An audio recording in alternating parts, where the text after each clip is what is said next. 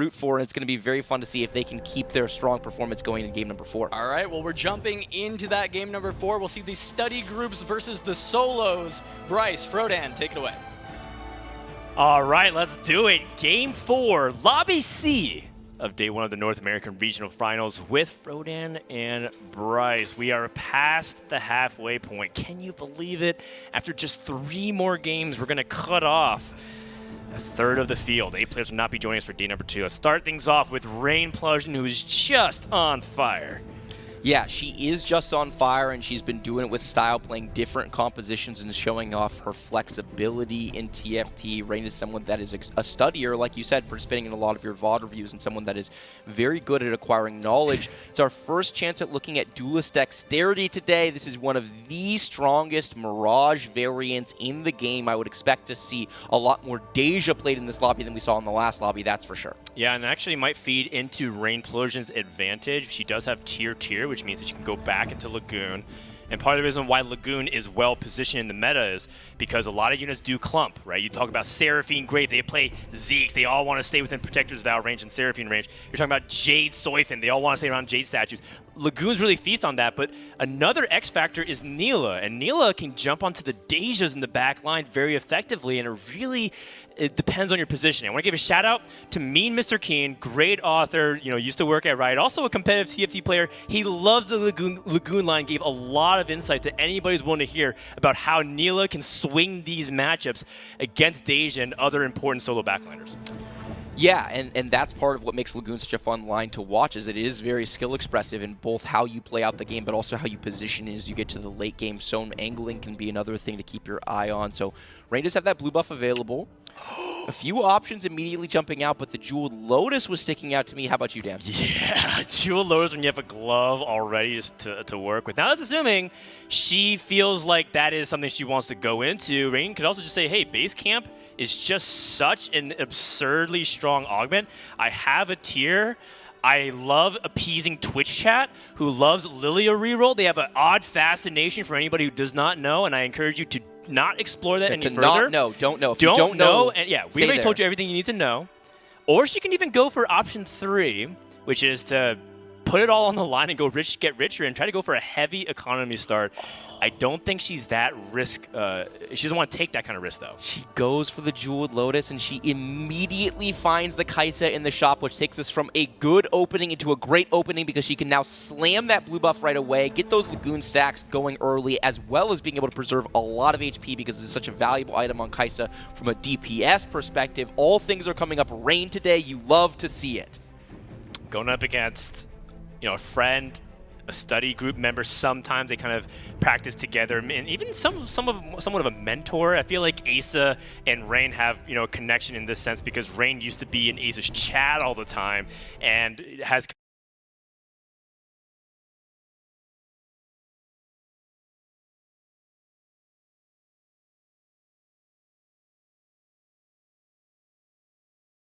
had a bad second game. We'll see whether or not his Dark Flight opening can be enough to get in that momentum.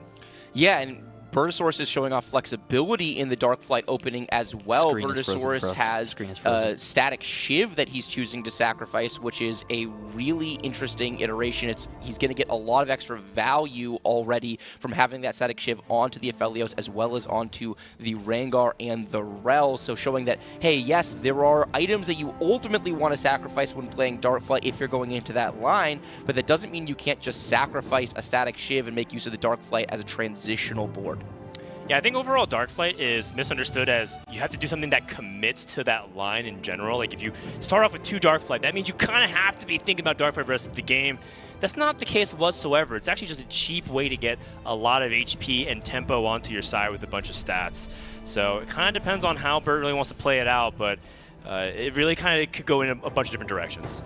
Yeah, and apologies, we're having technical difficulties here. I'm not actually sure if you're seeing the board continuing to evolve, but Dan and I have been looking at the same frozen start of Bertosaurus' turn from the beginning, so it's a little bit unclear what is happening. We made the most of it. And the nice thing is lots of things to talk about on this board. We said that we could cast TFT with our eyes closed. We didn't mean it literally, and now we're being tasked as such to try to imagine just based off the sounds. I heard some items. I heard some units dying. I think someone bought something from the shop. But that's about it. That's the end of my cast. That is crazy, crazy analysis. I see why they pay you the big bucks. Thank you. Yeah, I mean, we'll get this back shortly as soon as we can get this technical issue resolved. But, I mean, at least an early start already going in Rain's favor, and she was already someone we are expecting to have these good performances, and just being able to have an immediate place to lead from, this has got to be feeling amazing for her. Yeah, I think that this set in particular has rewarded committing earlier. There were very few players, right? I interviewed basically the entire field. I didn't get a chance to talk to Setsuko or Milk, but everybody else I was able to speak with, almost no one was interested in playing very open late into the game. Bertosaurus actually on our screen is one of the only players that said he was looking to play around more flexible game plan into stages 3, 4, and 5 and kind of pivot his boards based on what he hits. Most players think that this meta rewards committing to your line early, and Rain has very clear, strong commitment. She's got the blue buff slammed already. We know Kaisa's going to hold it now. We know Asome's going to hold it later. She's got a glove, which means we know she wants to grab that sword for Infinity Edge to synergize well with her Jeweled Lotus. So she can make every decision for the rest of the game from the premise of, I know where I ultimately want to be. And that's very powerful in TFT because you can be so efficient at each and every turn. Well, and it feels like it has really paid dividends a lot to have that direction early, because we see a lot of players, when they flounder, it ends up turning into that 8th that Pokegom had with, you know, the Shimmer Scales, not to continue to call him out on it, but when people don't have the direction, it ends up being rough. But it seems like we are ready to get back into games. So Bryce, Dan, take it away.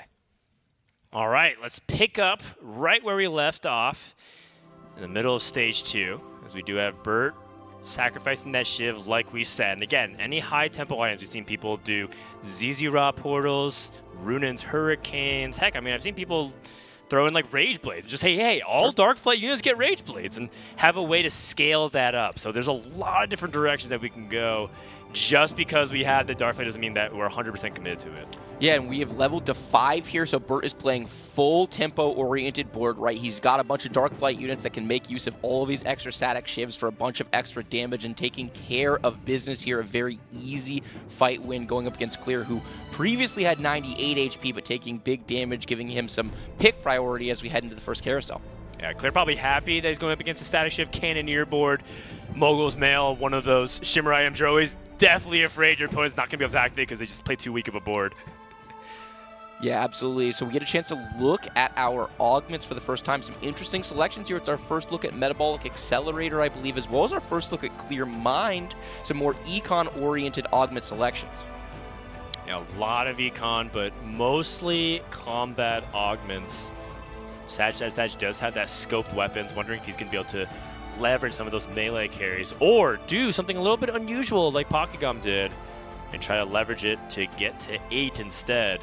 Yeah. And play around that. I mean, heck, look at what Casper did last game. In fact, I feel like we didn't really sell how impressive that was to be able to use Olaf 2 and Yone 2, or maybe talk about how broken Scope Weapons 2 is. It goes a little bit hand in hand. Yeah. Who are we complimenting here, Casper or Mort Dog? Yes. But it's a really good spot for Sag in the situation. Yone is a carry, has been very strong in the meta of late, basically for the entire patch, but it's particularly strong when you get a +1 on its range. You really want to keep this Yone out of the fray if at all possible. One of the ways is you can do that as a RFC. Another way to do that is a Swift Shop emblem. The third way to do that is scoped weapons, and this is a nice variant to be playing on as well, the Duelist Dexterity. Yeah, taking a look at also how Bert's matches going on the bottom, because Bert wants to keep his streak going. These are the 2 streakers in the lobby, as Sag looks to continue it so far with this Yone able to carve up AMD's board. AMD just not able to get it done, but that's okay because he's in the middle of ecoing up. The fact that he already has an Ezreal 2 as his core carry allows him to make sure he's not bleeding as much life as possible. I've seen so many people take Clear Mind and lose streak a ton. Wow, a Yone 2 from Sag and a couple of thumbs up. This is a great spot for him. Yeah, I honestly can't believe that we haven't gotten a chance to look at Sag typing something to his chat about this Yone 2, at right? This point. This is just, he's just negligent. I can't believe he hasn't talked about it. You know, imagine having a Yone 2 at this stage and not saying anything, Dan. I mean, if anything, it probably feels like it's justified from what happened in the previous games. You kidding me? I should have had Yone 2 at 1-4, not 2-6, going up against Sox, who does have a typical Sox board. How is he this healthy with an all 1-star board and a 2-star Senna? That's one of the weaker item carriers, but if you can build around her in this case, which is the Rage Wing and the Cannoneer, can get a lot done, shows you some good fundamentals. I don't expect him to win this fight. He's just trying to kill as much as he can. Ends up only getting one because Sag is just that strong. And, you know, maybe a blessing in disguise. We don't know how strong Burt was. Sometimes you just say, instead of wanting to be the lone streaker, you're okay with streaking because you got a free win. Yeah, it depends a lot on your relative board power level. I think Sag wins that, and so in that situation, he would prefer to play Burt, but sometimes it's better safe than sorry in these situations. Just take your win streak and move on. On the other side of things, we've got Goobums, who clearly full committed to his loss streak, was only playing 3 units in that last round. Actually not a bad spot to be. 70 HP is not terrible for being full loss streak, has maintained a meaningful amount of economy, and also has already put in a little bit of gold to level. So he's our apparently lone loss streaker all the way at the bottom with our 2 win streakers, Sag and Bertosaurus. Yeah, and I mean, Sox also, it should be much lower because he had the metabolic accelerator, right? That's why he's been able to preserve so much HP. So probably explains a little bit of why some people have more HP, because it felt like a lot of people were open to losing. And Goobums does end up picking up a couple more important components, but, you know, fortunately did not get a position to optimize Mogul's Mail. I've been told so many times by players like Asa that they can get Mogul's Mail every time. Do you believe that, Bryce? I mean, I believe that Asa believes that. How about that? Yes, thank you. Right? And I'm sure he's done it at one point or another. Oh my! Hold the presses. That's an early Itis at 3-1, getting access to 5 Shimmer Scale. And it's a Gambler's Blade, which is fantastic because he had a defensive item in the form of the Mogul's Mail, but now he has an item that can combine with his existing bow, right? How do you utilize these bow item set with that Gambler's Blade? He has a lot of options at his disposal. Goobums just hit the jackpot. Yeah, the jackpot is right. That's the exact unit you would love to see in this spot, both because it is really strong for the Shimmer line that he's already playing, and because it's going to stall him infinite to make use of this Gambler's Blade. So this is just so high roll for Goobums in this spot. It is such a big turnaround for this game. It's the exact unit that he needed going up against Sag, who has a win streak still preserved, was able to slam a couple of tank items, but still just that bow onto the Yone. The Yone is taking a little bit of chip damage here from the Leona plus the Nasus. The Nasus is now dead. The Volibear damage could come through as well. Is this Yone going to be able to survive long enough to put out the DPS? It is not. It is now down, but you do have an Olaf in the back line that is more damage. This is such a close fight as we head into overtime. This Volibear is also farming infinite gold for Goobums. Goobums gets a fight win, and I think it was 5 gold farmed over the course of that fight. That is ridiculous. Oh my gosh. This is a really interesting spot for Goobums. He could theoretically snap the Guardian Crown. He's at 3 Guardians, which would put him in a spot to play multiple Guardians. But also, he has the Shimmer, he has the Jax. He goes 7 Shimmer. That gives +2 items. It's Diamond Hands or Determined Investor with Goldmancer, so he is rewarded. And Goobums is in a really unique spot. He finds a Xayah as well to top it all off. This is an embarrassment of riches for Goobums, and he did end up winning that last fight, so he can now commit to winning. An excellent spot indeed. Yeah, and meanwhile, Bertosaurus, who we've been consistently pulling up, who's the only player that's maintained a win streak, he has a ridiculously early Swain here, choosing to roll down and actually commit to that Dark Flight line. I didn't think he was going to go there because he slammed that early Static Shiv, but he's able to get a Cannoneer crown here, so he's going to be able to play around Dark Flight Essence, and having that Swain already makes that decision for him. Really smart, too, by Goobums, you know, in relation to Burt, knows that the possibility that Rengar might be in the lobby. The Shimmer Crown also gives a Titan's result, so he can put it onto his Xayah. Not that he planned on having Xayah immediately in his shop afterwards, but it's funny when it lines up that way. It is funny when it lines up that way, or it's just a player difference, you know. Read the heart of the cards, Dan. The heart of the cards. I'm just not a believer. If you believe enough, Mortdog will always have your back. If you are low rolling, that is on you. You heard it here first. That's right. That's right. I think I see a Jewel Gauntlet on that Swain, which is kind of an unusual choice of tech. And again, I'm not entirely sure if Burt wants to hard commit to that Swain in particular. But speaking of committing to the things of the Dark Flight, we see Namzi, a Cannoneer Namzi, kind of a forgotten variation of Namzi, but has slowly but surely made her way back into the meta to the point where I think in other regions you might see Candy or Namzi play more than Mage Namzi. Yeah, it is really, really strong. It's a great tempo-oriented line. It can perform so well at this stage of the game, and Asa is showing off the power of that research. He's one of the widest players in the field for exactly this reason. He does pay attention to the other regions. He does know that Namzi Cannoneer is really strong to play around, and you know what?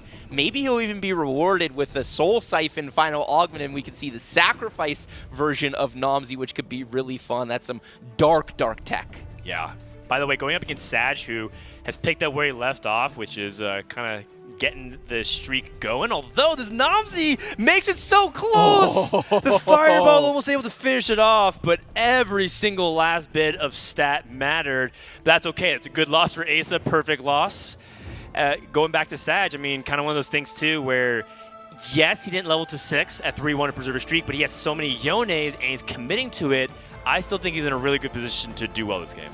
Yeah, he is in a very good position to do well the same. He gets the Featherweights 3, which is so good from his position. There's also a great carousel here for him. He probably wants a Rod to be able to complete that Rage Blade on his Yone. There are 3 of them. Is he going to be able to get this one? He is not. Burtosaurus is going to take it from him. That you hate to see it. And by the way, Clear, with Think Fast, we will have to go and check out that board to see what he was thinking fast about. Yeah, that's exactly what I wanted to point out. It read my mind. I want to see what Clear is playing around with that Think Fast. Also, Rainplosion took Featherweights 3, by the way, on top of her Jeweled Lotus. Really interesting given her spot. Probably thinking more towards Kaisa reroll as opposed to going for straight-up Lagoon Soam Mages. We're on Sox, who's rolling down for this Deja, keeping himself generic. What set is this? Hodgepodge Giant Slayer? This feels like a set 4 build back when Hand of Justice was unbelievably overpowered. But you can see that what he's trying to build around, which is the Age of Dragons. If you have 3 dragons or more, you're able to send out Fireball, dealing big amounts of magic damage.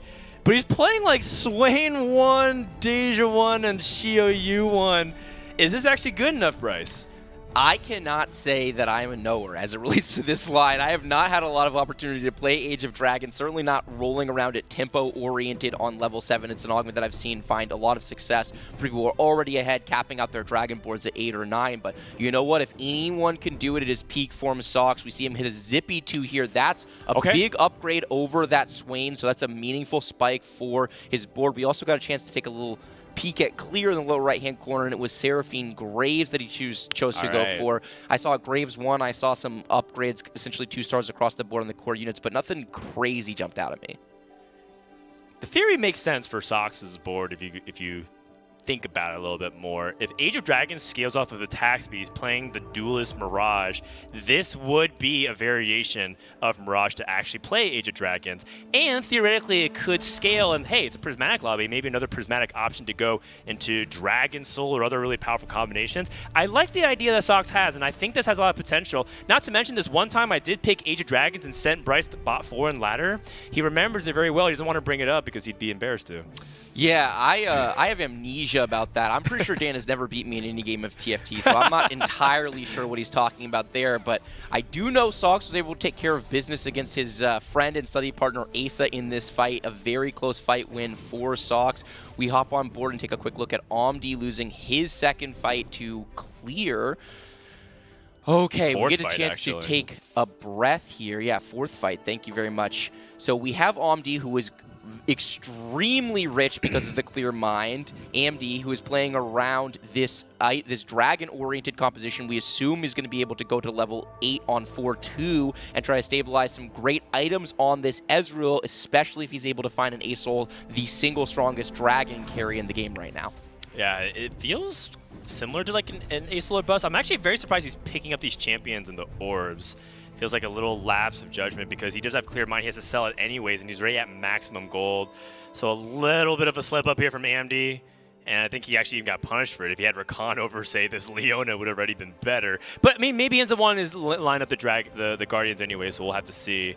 Aurelion Sol, Deja, any of these dragons that can scale with stalling is very much on AMD's mind here going into level 8. And the fact that AMD is not rolling in this position suggests to me that he might be thinking about a fast 9, not something we get to see every day as they have increased the value of getting to 9, and we no longer have level up in the game because it was just so oppressive on the Dragon meta. So it's not something we get to see, but it is something that might be able to work out for AMD in this position because he does have 64 HP left in the bank, and he can trade some of that HP to ultimately get there. All right, well, going up against Rainplosion, who has gone off to a really good start, but has since kind of lost a ton of HP in the mid-50s right now. And with the Dragon's Claw and Itis is the exact kind of counter that you don't want to see because she wasn't even able to take down the one target she was firing at for 30 seconds, Bryce. Yeah, Dragon's Claw is just such a clear counter to the Kai'Sa. Very, very smart itemization from AMD in this situation. And here we go. We have a gold augment last. I want none of these. Is that an option for me? Can I have none of these? How is this even possible? Sag, by the way, gets the 3-star Yone, so he is online. HP, by the way, that is a disgusting spot for Sag. He'll be cooking. He'll be cooking. Really good position for Sag to make up some of those points. Bert also still very healthy, so the two streakers stay winning. Can any of these players in the middle of the pack here be able to climb their way in, as we do have Dragon number 3 being Shyvana. This board looks way stronger for AMD. I do partially wish that we would still be considering playing another Guardian, but with Jadeheart, it means that he wants to get 5 Jaden, hence linking with the Shapeshifters. I get the reason behind it. Yeah, I get the reason behind it for sure. Choosing to sell the Ezreal to itemize the Shyvana, it's certainly stronger now, but this is a very interesting trade-off from AMD's spot because we were talking earlier about the Aurelion Soul being the most consistent carry in the game.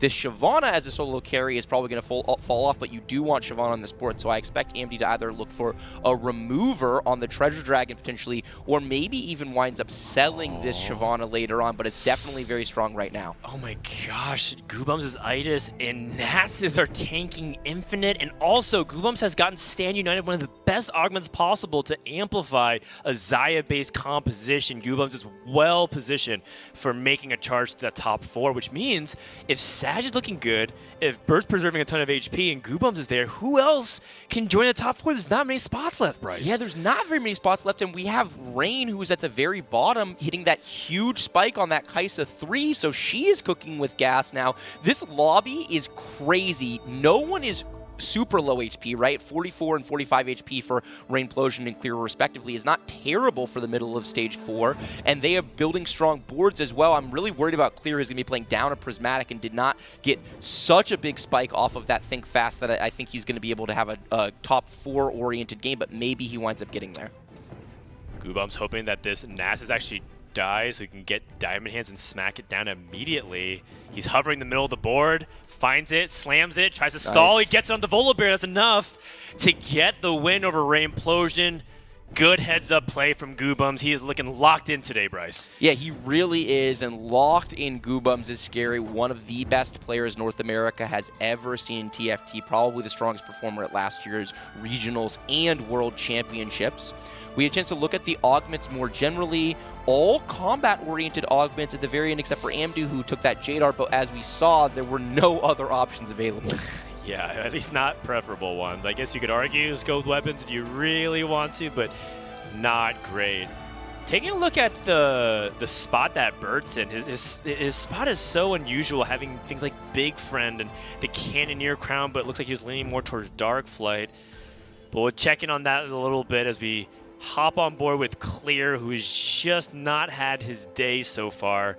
Right now, he does have the Seraphine Graves composition with 2 solid gold tier augments, but for whatever reason, it's just not popping off. Is it the Prismatic Lobby, Bryce? Is it just his composition? What is it? Well, in fairness, he has won back-to-back fights since hitting that second cybernetic implant, right, the second cyber augment of the game. He just was able to get an upgrade on this Graves off of this carousel, opting to go for a unit here, right, taking the Graves with a cloak, I believe it was. So it's not terrible spot for Clear, but we've seen this lobby is just really, really strong, and if you're going to be in a really, really strong lobby, playing down a Prismatic can hurt big time. Oh, does get a component as well that he can toss onto somebody. Makes a Sunfire Cape when he already has a Morello Namicon. And a Pantheon. And a Pantheon. It's a lot of anti-heal. I think that felt like a more panicked decision, which is a little bit unlike Clear. I feel like he usually has a very strong vision on how he wants to see the game out. He has no item on his Zac, for example. That's a lot of HP you're leaving on the table. Yeah, I have no idea why he made that Sunfire Cape, to be totally honest with you. While you were talking about that, I was sitting here trying to come up with a justification, and I've got no justification. I think that was a very clear misplay from Clear in this spot, and that just goes to show you the pressure of the stage, right? The pressure of the moment, struggling so far today, coming into this event with a lot of confidence. And, you know, fourth game, we're starting to get scary, right? If this game goes really poorly, which Clear has a very decent chance of going 8th place, certainly likely to go bot 4 from this spot, Clear is going to be playing with back up against the wall heading into games 5 and 6. Does have 5 Seraphines, though. There's a world where maybe he can go for it, as he's matching up against Sag, who does have that Yone 3. And with that Duelist ramping up the attack speed, the fact that he doesn't have 3-item Yone is perfectly fine because it has so much DPS. The Graves waltzes in, the quick draw puts him in range of the Yone, but just not able to get it done. And Yone is chopping it up. Clear takes another loss. And perhaps it is a caster curse, or perhaps it's something to do with Clear's setup, but it is not working out as he takes another double loss heading into the Treasure Dragon. So we look over and see what's going on with Birdosaurus, and back over to AMD, who is offered some interesting choices, but immediately passes the first couple. Yeah, this is interesting, actually. No anti-heal for AMD, and it's a lot of gold. We know AMD is going to level 9. We haven't been able to actually see exactly how much gold AMD has in this spot, but I would think very heavily about this. Does wind up pulling the trigger, and I think this makes a lot of sense. Very clear decision. He's going to have 70 gold to work with on this roll down. Wow. Wow, hits immediately 2-star dragons. Looking for Shyvana 2. Might even do a little bit of a switcheroo. He can sell! He sells the Shyvana on the board so that way he can get the perfect item set because he wants Morello onto the Shyvana. That is one of her stronger items, at least in terms of the setup of his board. Trying to look for another unit to play. He actually has another spot. Oh, Aushin has found his way. Or he can just play a Hecarim or Yasuo.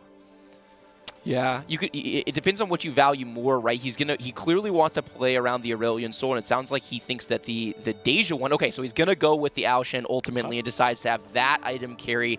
You know, in previous patches, Aushin really reigns supreme on these dragon boards, but I think it's starting to fall more and more out of favor as people are valuing the more consistent early and late game DPS that comes from the Aurelion Soul. Yeah, and I think that this was made a very close decision because of the 5 Jade. Without mana item, it makes it hard for the Aurelion Soul's Lightning Rain to come out fast, but that 5 Jade stacking should be able to get a lot of attack speed and mana, and here comes the Lightning Rain, which does a really good job, cleans up almost everything. But can Zeri and Seraphine get this done before the second cast? It should. It's very close. And Clear can take a deep breath. AMD may be able to get that 8th place for him if he takes a couple more losses like that. Yeah, AMD really needs one Aurelion Soul. I think, honestly, an Aurelion Soul over an Aushin might win that fight, although it's a little bit hard to say. He was able to roll so much gold, but he didn't get any copies of the most important unit from that spot. Meanwhile, we're looking over at Sox's board, someone who's also playing dragons, but from level 7, so he's way behind the curve tempo-wise. I can't believe he's still at level 7, man. That means this game has gone disastrously. No one knows the desperate position that Sox is in more than Sox himself. He's playing from a position of behind. He's hoping for, what, a 6th place at in this spot. Go up against Bird, who does have that Swain too, and a Dragon's Claw. So that's going to make it really tanky. And when it comes down to it, Bird also has scaling. He's playing the Archangels. Carry Swain, that the longer the fight goes, the Dark Essence all comes and feeds him. Swain's going to be very difficult to deal with. And it comes down to whether or not Sox can actually kill off the Swain fast enough. It's a 3v1. This Swain gets another Decree out to heal up with almost full. Oh, no scaling on the Deja either. Sox takes another loss. Oh my god, that is a final TFT boss if I have ever seen one. That backline Swain just eating up all of those Darkflight Essence stacks and just getting to disgusting power levels. Speaking of disgusting power levels, we got back on board with Goobums, who is level 8, 110 gold. He has 5 copies of Xayah, and he has a Yasuo 2 with Diamond Hands, Infinity Edge, and Hand of Justice. Some of these boards are going to get wild in this game. Playing for first is going to be very, very challenging because we've seen so many people hitting peak power levels. I mean, this is a throwback comp from set 7.0 Dragonlance, where you play Rage Wing Xayah with Shimmer. You have Diamond Hands Yasuo. You throw in Pike just to have those legendary, that you can really combine with, all your assassins. So it just felt like there was a lot of that missing this set. I feel like I missed this comp in some ways, having some vertical Shimmer and being able to flex around it with your carries and your itemization. And right now, poor Sox just taking the brute end of the wrong end of the stick. Sox just cannot get past his front line. His itemization is very mediocre and looks like he is doomed for another bot 4 finish. But AMD also takes another loss, so it may not be an 8th, which honestly, from Sox's position, he'll have to be happy with that. Yeah, and Clear down at 16 HP, Asa down at 17 HP. You have such separation in the HP. You've got 4 players, 2 of whom win streaking in the top 4, all of whom playing for these kind of top 2 spots. Maybe not Bertosaurus. I think he might be a little bit capped relative to some of the other boards that we've seen. Meanwhile, on the bottom, you've got Asa, Clear, Sox, and AMD, all of whom are really just desperately trying to eke out each additional placement they can. And I just got to tip my cap to Rainplosion before we probably crown her as another winner of this lobby at this current pace. It's going to be between her and Goobums currently based off streaking, unless people can get up. That's a big deal, though. Aurelion Sol does come in. And we'll see whether or not this is enough for AMD to be able to work his way back up to a top 4, as he's right now on the outside of day 2. I think he is right now at 17th. Yeah, AMD's board is really scary, right? He's gotten to level 9. He's playing all the really strong units. He's got great itemization on these really strong units. The real issue AMD is running into is the lack of augment power, right? We saw that third augment choice. Jade Heart is, it's adding some value to this board, but it's not particularly crazy, and it's boxing him into having to play a Soraka. Ludens is not putting in a ton of work at the prismatic level, and then Clear Mind is what got him here. So, that A-Soul spike is massive going up against Bertosaurus, but there is that D-Claw on that swing. Is Swain going to be able to deal with all of the ability power damage coming out from these dragons? It kind of depends. I gotta admit, I haven't really seen too much of this fight in particular, but I think the dragons have the advantage because Swain just can't hold off against some of the masses. But Aurelion Sol goes down to the Rengar, and that means that Swain can get the final hits, and AMD is going 8th. Wow, AMD builds a full 2-star Dragon board with great itemization. Sure, he's lacking augment power, but that's not a board you see go 8th very often. Sox also takes a loss there down at 3 HP. Clear is able to get a fight win. Asa takes a loss but stays alive on this vertical Cannoneer variant. I think he's probably happy at this stage of the game considering how crazy high roll this lobby was. To get to a 6th place, maybe he can eke out a 5th place if he can somehow get a fight win against Clear. Yeah, his spot is just not that strong. You can see that at level 8. He doesn't even have Graves 2. Graves is a contested unit. You have Clear playing in Seraphine Graves. You have Bertosaurus picking it up for his Darkflight comp. Going up against Rainplosion, who did take a loss, what looks like to be Goobums. We'll see if she can continue to pick it up. She's going for more of a support Kai'Sa for the 3rd item, having Gunblade, so trying to stall out and win the fight that way. Doing a great job in pressuring, and it looks like this is the end of Asa. The student has become the master. Very, very nice. Another great game from Rainplosion here, showing off her versatility, playing different compositions, different styles throughout the day. It has been beautiful to watch as she likely cruises to another top 4. Clear takes a fight loss, and it's just really hard for me to envision looking at this board also playing it down at Prismatic because of the Think Fast. Even with the other 2 augments being so outstanding, with the power level we've seen, it's hard to envision Clear winning multiple fights and finding his way into the top 4 from here.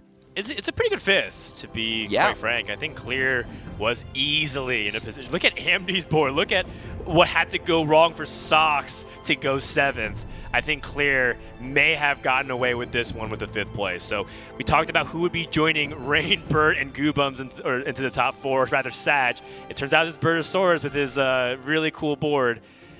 And we'll see whether or not Satch can play with extra credit here, because he has top 4 guaranteed. But one of the problems with his Yone board is that sometimes struggles to deal with cap boards. Speaking of cap boards, Goobums hits Shyvana 2, Clear hits Seraphine 3, And Goobums hit Zoe too. Things are heating up as we go into stage 6. This lobby is completely insane. You have Sag with a board that theoretically could be playing for top 1, but I just don't know how he caps it out from here. I'm really excited to see him play this level 9 because this is just not an easy setup. He does have a decent matchup into the Swain, I would have to believe, because the damage, the thing that Swain was doing so well is dealing with all these purely AP-based boards that were kind of doing slow amounts of damage over the course of the fight. But look at this Yone just ramping up that damage. The Gunblade also keeping the other units alive, so it's a nice fight. Although the Graves in the middle of the fight. Did I speak too soon? No, I did not. Able to get a win, but it is against a Ghost. So is it possible this win is fake? It is possible, as Goobums ends up eliminating Clear. Burt deals damage to Rain. So it theoretically could be hinting towards who are our top players in this lobby. A Pantheon 2 is a nice hit for Sag. Does want to find the replacement for this Wukong with a Yasuo. That is not the 4th warrior that you are looking for. And also, if you can find a way to even potentially pick up, you know, this Bard, or even find ways to potentially make a run at Olaf 3. That is some of the ways that Sag can think about cracking top 2. Otherwise, you might just be happy with bleeding out to a 3rd. Yeah, that's absolutely the case. Does potentially have a decent matchup against Bertosaurus. That Dragon Claw itemization from Burt has just been so strong and so smart. The frontline Kaisa, it's going to get those early deeps off with the Gunblade. It's going to be able to stay alive, but it's just taking immediate aggro from the Yone. This is such a huge miscalculation from Rain. I don't know why she thought that her Kaisa would be able to stand toe-to-toe with the Yone, but it wasn't even close, Dan. What happened there? When it's 4 players remaining, you know exactly who your next matchup is. Look, Rain's been playing lights out, but more moments like that, and then she starts having bad variants, you know, come her way. That's not a good recipe for success. That being said, Rain's at level 9. She hit Seraphine 2, and it could have been just a momentary lapse of judgment. Maybe she thought Sag would switch sides. But we have some bigger power-ups. Rengar 3 comes into the equation here. Yasuo 2, Goobums cementing his board position further. It looks like it's Goobums' world and everyone else is living in it. Can players like Bertosaurus find a way to get an edge as he's matching up against Sag, and this time it's for real? Yeah, this time it is for real. The Rengar 3 could make a big difference in this fight. There's also a Pantheon upgrade we have to deal with. We'll have to see if the Yone is going to be able to get onto the Swain as early as it did in the last fight, because the Swain died really, really early in that fight, and I think it was the fight difference. Okay, well, the Bard able to get the Tempered Fate and lock everything down. And I just don't think the Swain has the time to scale before all the units just wail away. Just a little bit too much damage, and Burt just not having enough backline access to kill some of these support units. Ends up taking big damage. And all of a sudden, you know, kind of the situation where I said Sag might be trying to figure out a way to bleed a 3rd, but gets 2 very convincing wins against some of his opponents, may have that top 2 locked down. Yeah, that HP gap almost certainly guarantees a top 2, given the way the matchmaking is going to work from here. And we're seeing the rock, paper, scissors dynamic of TFT really come to the fore, right? We see Rain struggle with certain matchups, but has a decisive fight win against Goobums. We've seen Goobums dominate the other boards. We've also seen Sag struggle with some fights potentially, but do really well into this Swain matchup. And Burt, we talked about earlier that maybe this line was just going to get outscaled, and it definitely feels like that's the direction we're heading. It's a very creative and clever game from Burt basically from start to finish, but I think that if he can find his way into a 3rd place here and beat Rain, he'll be really happy. This Rain matchup is potentially very favorable. We talked earlier about that Dragon Claw on Ambi's Itis. We have a Dragon Claw on Burt's Swain. Is that going to be enough to deal with this Kaisa? Maybe, maybe not. I think it has a lot to do with positioning, and this is another frontline Kaisa, and the Zephyr onto the Graves, which may or may not work out depending on how all of the fight ends up being able to distribute the damage. Graves immediately dies, though. And now we have Kaisa focusing down the Swain, and the positioning this time for Rain is going to work out. Yasuo with the sweeping blade execute. Bertosaurus takes uncontested 4th place. A fantastic top 3, and that is a recovery that you want to see out of Rainplosion. Yeah, absolutely. Really, really nice top 3 from Rain, who was struggling to hit her Kaisas early, but stayed stable, held the line, ultimately hit. And it's notable that on the other fight, Goobums versus Sag, Goobums takes a fight win. Goobums is also going for an Itis 3. We can see him out of gold at the bottom. He's got 7, actually he has 8 copies of both Itis, and he's got 8 copies of Xayah. He's also got an extra Yasuo 2 on the bench, and there's a Bard 2 on the bench. This man is playing Shimmer, and all of his gold is on his bench. Yeah, I mean, that's kind of the old classic way you play that Shimmer. Oh, the Zephyr on the Yone. Rain Implosion's been lights out, targeting these big damage carries to try and stall out the fight. And Yasuo was a big sweeping blade. Look at the heal from the Gunblade. And Yasuo is able to clutch it just long enough for Kai'Sa to come in. And that Tidal Surge able to deal huge damage. Sag did have that HP lead. Goobum's also lost as well. Who did he lose to? Goobum's lost to Rain's Ghost there, which is really interesting. Okay, but is he losing any more? That is a totally fair question. This Shroud in this situation could be disgusting. It doesn't necessarily have that high of impact into Kai'Sa because she gets her cast off right away, and it's also not that high of impact into Yone. But that being said, if you just throw the Shroud into the enemy team, there are units that are definitely benefiting from the cast. So this is certainly a high roll item to be getting from Goobum's spot, to say nothing of all of the board spike power he has potential on his bench. Small play, but you never know if it works out. Goobum's actually weakens his board and plays additional Xayah, so he gets more stacks off his Gambler's Blade. Just a cool, experienced pro move of knowing exactly how to min-max everything. That is Goobum's at his best. As we see the inevitable 3-star unit, there's no way he misses on 50 gold. Surely, Mortdog, surely there is no way he misses both this Itis and this Xayah. Uncontested units, no one's really playing it.